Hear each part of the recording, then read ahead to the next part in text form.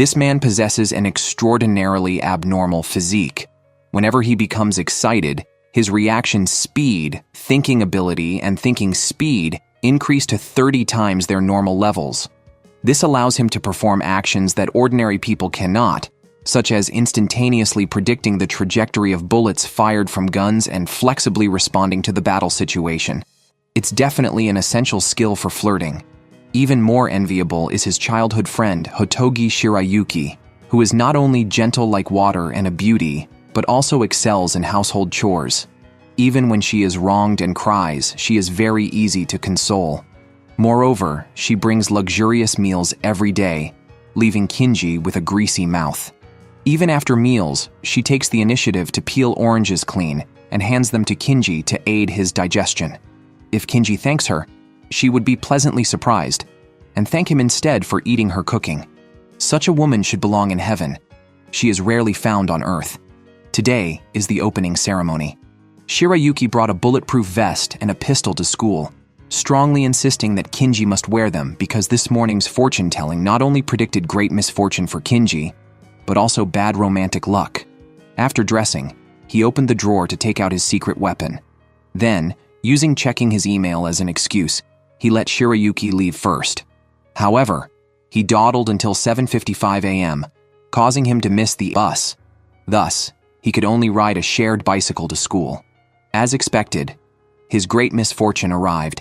There was a remote-controlled bomb under the bicycle seat, and an electric skateboard equipped with a submachine gun was following him. If he dared to slow down or jump off, he would either be blown to pieces or riddled with bullets. He then pedaled furiously, trying to shake off the skateboard, but it clung to him like a stubborn plaster. Just when he was nearly exhausted and thought he would die in such a manner, a pink-haired twin-tailed girl named Arya leaped from the rooftop of a nearby 7-story apartment building. She instantly opened a parachute and descended towards Kinji. Drawing a silver and a black large pistol, her bullets, as if enchanted, successively hit the target and shattered the skateboard. Afterward, the girl flew over Kinji's head, because under Kinji's seat was still a bomb. Seeing this, she inverted her body. Kinji immediately understood the girl's intention. At the moment of their contact, they were blown away by the blast and crashed into the gym's storage door. When the unconscious Kinji woke up, he looked at the girl in front of him and couldn't help but exclaim, "Kawaii." But the next second, he saw something he shouldn't have, causing his brain to flood with blood. He quickly diverted his attention. Her 65A bust size revealed she was a flat-chested girl, calming him down. But just then, the girl woke up, furiously pounding on Kinji's head.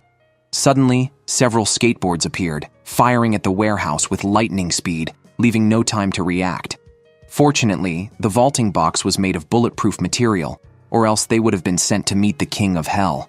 The girl immediately pulled out her guns and returned fire, but in doing so, she unconsciously leaned forward, pressing her whole body against Kinji's face, causing his brain to flood once again and successfully enter burst mode.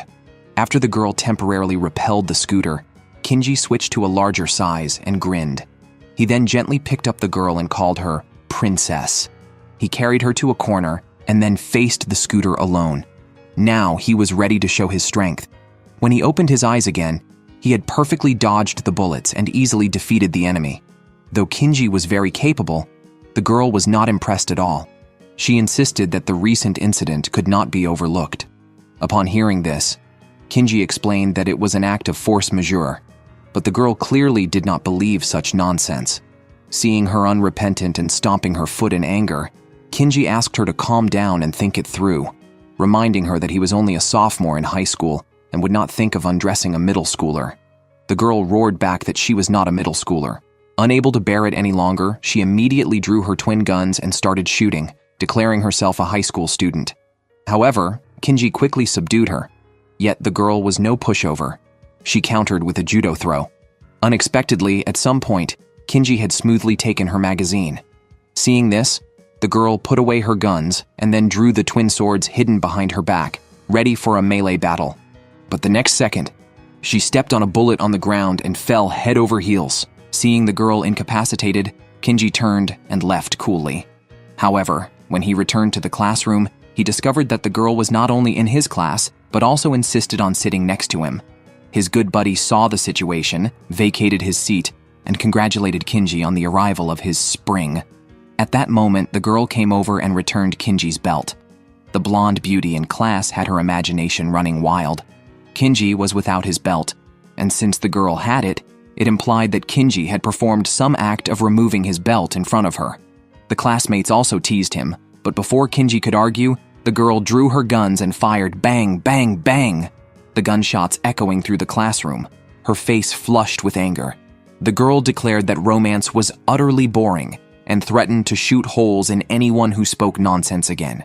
After school, when Kinji thought he could finally relax at home, Arya unexpectedly showed up at his door, walked into his apartment with her luggage without saying a word, and demanded that Kinji become her slave. She then sat on the sofa and ordered Kinji to buy pineapple buns and coffee. Despite finding it unreasonable, Kinji obediently complied. After Arya enjoyed her dinner, she ordered Kinji to join her in the War Scout Assault Division, a department specializing in combating terrorists. However, Kinji, disillusioned with War Scout for some reason, just wanted to live a normal life and thus refused Arya's invitation. Arya, seeing Kinji so ungrateful, simply kicked him out. Kinji was baffled, as it was his own room, yet he was the one being expelled. Later, Kinji sneaked back, thinking Arya had finally left as the house was pitch dark. However, to his surprise, Arya was still there, enjoying a bath. As he peeked with relish, the doorbell suddenly rang. It turned out to be Shirayuki, who had a crush on him. To avoid a potential disastrous scene, Kinji tried to pretend he was not at home, but he tripped over the doorstep and was forced to open the door. It turned out that Shirayuki wanted to confirm whether Kinji was the victim of the bicycle explosion incident. Upon receiving a positive response, she was so shocked that she almost lost her composure. Afterwards, she angrily declared that she would tear the perpetrator to pieces and then sink them in the ocean mixed with concrete. After venting her anger, she handed Kinji a meal she had prepared by herself and shyly remarked that she felt like his wife after cooking for him twice in one day. Kinji, terrified, wasn't in the mood to focus on these matters and just wanted her to leave quickly. Therefore, he agreed with her statement, which made Shirayuki ecstatically jump for joy. Unexpectedly, at that moment, a voice came from inside the house, and Kinji sensed trouble. He quickly pushed Shirayuki out of the room. "Kinji, you wouldn't be hiding something from me, would you?" Shirayuki, sensing something was off, questioned him. Kinji, frightened by her yandere aura, hurriedly explained that there was no one inside, and surprisingly, Shirayuki believed him. However, as she left, she gave him a kind look, and he sighed in relief, having dodged a bullet. Now he had to deal with Arya, who was taking a bath. He tiptoed into the bathroom, and just as he was about to hide the weapon, an unexpected incident occurred.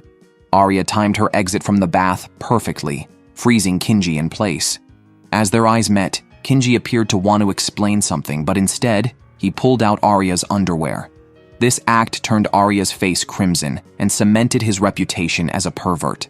Kinji was only met with a beating. The next morning, Kinji, still in his sleep, was woken by a heavy punch from Arya, who was hungry and demanded that he make breakfast. Kinji firmly refused Arya's unreasonable request, since he had figured out how to handle her without fear. However, this was not a sustainable solution, so he sought help from his classmate Riko to gather personal information about Arya. It turns out Arya is an Anglo-Japanese mix, affiliated with the London War Scout Bureau. She started as a War Scout at age 14 and was active across Europe, holding a rank higher than A, an S-class. She claimed that no criminal had ever escaped from her grasp, but Arya admitted the information was not accurate because one criminal had escaped from her, and it was Kinji. Kinji explained that last time was an accident and that he was just an E-class small fry, but Arya did not believe his story and questioned why he was playing dumb.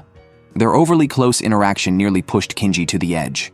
With no other choice, he pushed Arya away and promised to return to the assault division, but only to partner with her once.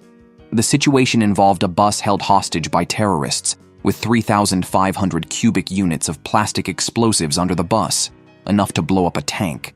If anyone on the bus made a wrong move, they would be mercilessly mowed down by a machine gun following them. Kinji, having tuned his watch the night before, missed this bus, which departed at 58 minutes past the hour, luckily avoiding disaster. The day before, Kinji received game tokens from Riko and initially wanted to go alone, but Arya persistently followed him, making it impossible for him to escape her. When they arrived at the arcade, Arya was so captivated by a plush toy and a claw machine that she couldn't move away. Seeing her eager face, Kinji exchanged a stack of game tokens. Unexpectedly, Arya's skills were as immature as her appearance, akin to that of an elementary school student. Kinji could not stand it anymore, so he pushed her aside, inserted a game coin, and activated a hero's essential skill, the secret technique 100% guaranteed claw machine win, which even came with a buy one get one free offer. This made Arya ecstatic. Afterwards, she gave one of the toys to Kinji as a reward. Seeing her smile with slightly squinted eyes, Kinji's heart raced uncontrollably. That night, after returning home, Kinji noticed that the time on his electronic clock and his watch did not match. Thinking his watch was slow, he adjusted it, and consequently, he missed the 7:58 a.m. bus the next morning. This led to the opening scene where Kinji, upon realizing the situation, drove with Arya to the rescue. Meanwhile, the criminals instructed the bus driver to head to the city center. 3 overconfident individuals decided to counterattack, targeting the trailing vehicle they nicknamed the Big Yellow Hornet. Despite being monitored by the criminals, they planned to take action as they entered a tunnel where the surveillance camera would briefly adjust its exposure, providing an ideal moment to strike. However, reality struck them hard because the Big Yellow Hornet was equipped with heat sensors. As they prepared to act, the machine gun responded immediately, delivering a ruthless barrage. Had they not been wearing strong bulletproof vests, they would have been riddled with holes. Kinji and his team arrived just in time, taking down the Big Yellow Hornet with 2 shots. They then jumped onto the bus to search for the bomb. Soon after, Arya found it under the rear of the bus. Although she knew how to disarm it, her arms were too short to reach it. She called for Kinji to help, but he had run to the roof to dismantle a surveillance camera, boasting about his prowess. Seeing Kinji so unprotected, Arya cursed him out, urging him to get back inside the bus. But it was too late. A sports car suddenly appeared. Its machine gun's heat sensor locked directly onto Kinji. Bang! Bang! 2 shots were fired, bullets flying straight towards him. In the nick of time, Arya rushed up and tackled him to the ground, then pulled out her handgun and retaliated. In that disadvantageous situation, she managed to destroy the pursuing sports car, but was injured and fell into a coma as a result. Although the chasing vehicle was neutralized, the bomb on the bus was still active. At that moment, a helicopter flew overhead, carrying a green-haired lolly with a long sniper rifle, who lay beautifully in the cabin. She aimed at the bomb under the bus and softly chanted, "I am a bullet devoid of emotions." Before firing, the bullet soared over the sea, hitting the support precisely. The dislodged bomb fell into the sea, creating a massive splash. When Arya woke up in the hospital, although her injuries were minor, they left a scar, tarnishing the pride she took in her unblemished forehead. Hearing Kinji knocking, she quickly wiped away her tears.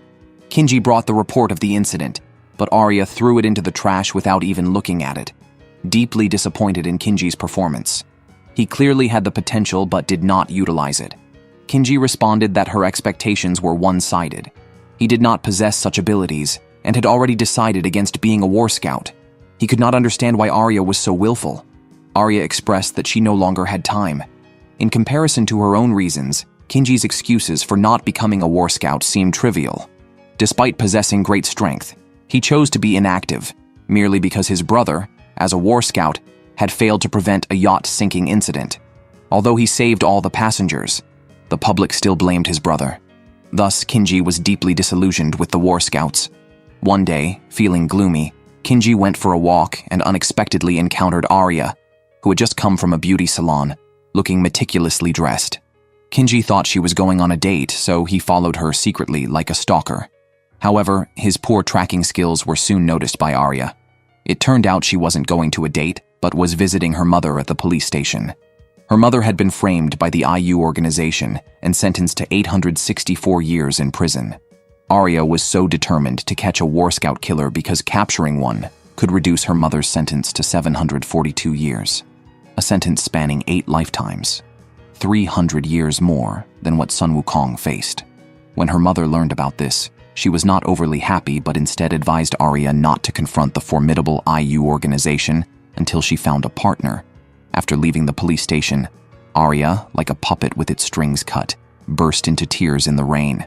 Beneath her strong exterior was a fragile side, which deeply moved Kinji. The next day, Arya didn't come to school. From a friend, Kinji learned that Arya was returning to London, but he chose not to try to stop her. Then, he received a text from Riko. To learn more about the War Scout killer, Kinji had no choice but to meet her. Unexpectedly, Riko didn't play by the rules. She came close to Kinji, even trying to get him to touch her bare thigh. But when Kinji didn't respond as expected, Riko escalated her approach. She turned around, sat on Kinji's lap, and pulled a note from her cleavage. The information on the note shocked Kinji. It turned out his brother had been killed by a War Scout killer. Seeing the timing was right, Riko pounced on Kinji, pressing her lips to his ear and began licking it, which overwhelmed Kinji. Suddenly, his head filled with blood, leading to a dramatic transformation. As his larger self, Kinji picked up Riko's petite body, spun around, and placed her on the sofa, saying, "Little kid, it's time for you to go home and sleep." He rushed out of the room. It turned out that entering this explosive mode had allowed Kinji to deduce from the clues he had gathered that Arya was in danger. He hurriedly rushed to the airport. Just as the plane was about to take off, he managed to get inside and pulled out his War Scout badge, asking the flight attendant to stop the takeoff. However, the plane took off anyway, leaving him no choice but to reunite with Arya first. Just as he was about to reveal the information about the War Scout killer, Arya interrupted him because she was still angry and didn't want to talk to Kinji. Suddenly, a thunderous noise startled Arya, causing her to tremble, but she still haughtily claimed she wasn't scared. However, her behavior betrayed her fear. Seeing her tearful and trembling form, Kinji's mood for jokes faded. Then, almost involuntarily, he took her small hand and comforted her, telling her not to be afraid. Just as the atmosphere between them was improving, the sudden sound of gunshots brought them back to reality. Immediately following, the criminal's voice came through the speakers. Upon learning the mastermind's address, Arya decided she would kill him. When Kinji and the others arrived at the bar, they discovered that the criminal was the flight attendant from earlier.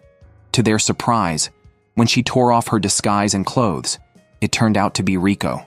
Riko was actually a War Scout killer, her real name being Riko Mine Lupin IV, the great-granddaughter of the infamous French thief Arsène Lupin, because her family always referred to her as the Fourth, never by her name, treating her merely as a genetic successor. She joined IU to prove herself by challenging Arya, who was also a fourth-generation Holmes, thus asserting her status. Their great-grandfathers had tied in a battle 100 years ago. Defeating Arya would prove she had surpassed her great-grandfather. Riko, to provoke Kinji, claimed that she was responsible for the incident involving Kinji's brother, who not only had been manipulated into joining IU, but had also become her boyfriend.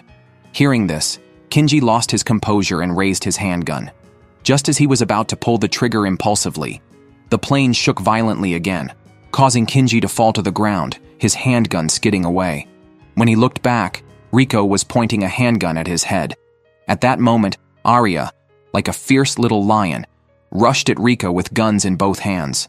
Since War Scouts always wear bulletproof vests, in close combat, bullets are not lethal piercing weapons, but rather blunt force instruments. The battle becomes a test of pain endurance. They then engaged in a point-blank shootout, evenly matched in skill. As Arya ran out of bullets, she grabbed Riko's arms, calling for Kinji to join in. Kinji, hearing this, pulled out a butterfly knife and held it to Riko's neck. However, Riko remained calm, skilled in the use of both swords and guns. Next, her hair seemed to move on its own as she drew a hidden dagger from behind and struck at Arya. Although Arya dodged the first strike, the second strike splattered her with blood. Riko then pulled out a gun and pressed it against Arya's chest, and with the pull of the trigger, Arya lost consciousness and fell backward. Riko burst out into maniacal laughter. Afterwards, a man carried the unconscious girl to a bed, first undressing her, then pulling out a large syringe and plunging it into her chest. He injected the contents directly into her heart. Under the strong effect of the medicine, the girl's heart began to beat again, and she gradually came to. Seeing her disheveled clothes, her face flushed red as she pushed Kinji away. Standing up, Arya remembered she had been knocked out by Riko and picked up her guns, ready to seek revenge. Seeing this, Kinji quickly intervened as the resurrection drug had left Arya completely irrational, no match for Riko in her current state. With no other option to calm her down, Kinji kissed her. As expected, the girl was stunned, and Kinji, overwhelmed by the moment, switched into his second personality. Just then, Riko arrived outside the room. After flashing a charming smile, she used her hair to coil around a dagger and pry open the door. Kinji, unafraid, confronted her directly. He then used his gaze to trick Riko into thinking Arya was hiding behind the door. As Riko prepared to strike, Kinji grabbed an oxygen tank from the bed and threw it at her, followed by a quick gunshot. Just as the bullet was about to hit, Kinji raised his butterfly knife and split the speeding bullet in two, then pulled out his handgun and pointed it at Riko. However, Riko shot behind herself, hitting nothing but air. Arya burst out from the luggage compartment, and with 2 shots, she then drew her twin blades and cut down Riko's hair on both sides. Riko clutched her hair, letting out a cry of distress. As both women raised their handguns, Riko chuckled and then activated her supernatural ability to control a hidden airplane controller within her hair, causing the plane to lose balance, and she seized the moment to dash out of the room. Kinji chased after her, but Riko stopped by a window surrounded by bombs, forcing Kinji to halt his pursuit. Riko invited Kinji to join IU, but he decisively refused. Seeing Kinji's refusal, she detonated the surrounding bombs, blasting a circular hole in the cabin wall, then tore open her uniform to use as a parachute. In her underwear, she disappeared into the clouds right under Kinji's watch. The next second, 2 missiles streaked through the clouds, striking the plane's engines. Realizing the danger, Kinji immediately ran back to the cockpit. Sure enough, the plane was leaking fuel and could only last another 10 minutes. A call from the Defense Department made things worse. Considering the potential catastrophic failure of a landing, the government would not allow them to land at the airport. If they disobeyed, the Defense Department would shoot down their plane. With no other choice, Kinji decided to land on a remote island. Despite the pitch darkness of the island, it was their only option. As the plane was about to land unexpectedly, countless lights lit up the island.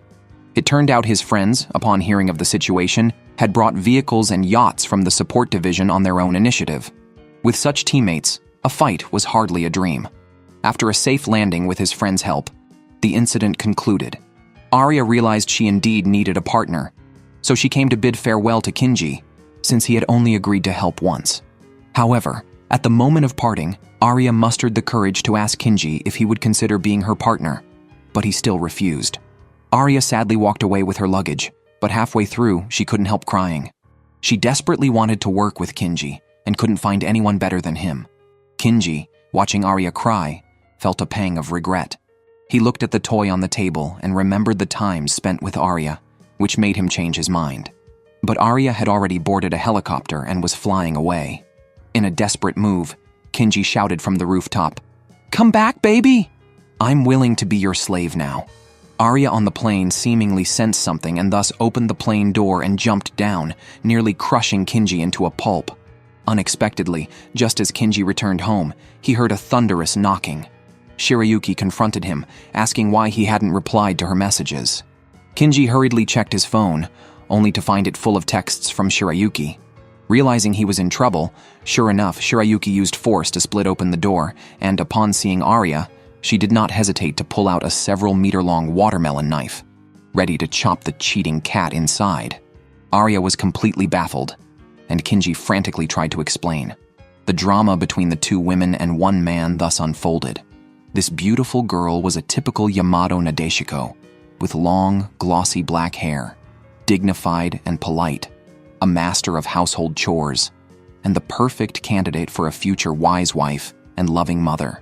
Yet now, she revealed a demonic expression and chased a little loli with a huge chopping knife. The reason for her fury was that Kinji was living with another girl, which made her lose her rationality, consumed with the thought of slaying the cheating cat. Just as the blade was about to strike the girl, Arya caught the knife barehanded. Having been inexplicably chased for so long, Arya lost her temper and shot 2 bullets at Shirayuki, who easily deflected them with her knife. It turned out Shirayuki was a super-powered individual, a legendary super war scout, the guardian shrine maiden of the Hoshika Shrine, capable of using a supernatural ability called Onido. She was also a super elite among super war scouts. Thus, the room was bound to become chaotic with two S-ranked war scouts brawling. Kinji suggested they calm down and talk it out, but Shirayuki suddenly grabbed his neck, blaming herself for not having the courage, which she claimed caused him to seek comfort in other women. Arya sarcastically commented that if Shirayuki were any braver, she would squeeze him dry. Shirayuki responded by warning not to be arrogant just because she was involved with Kinji.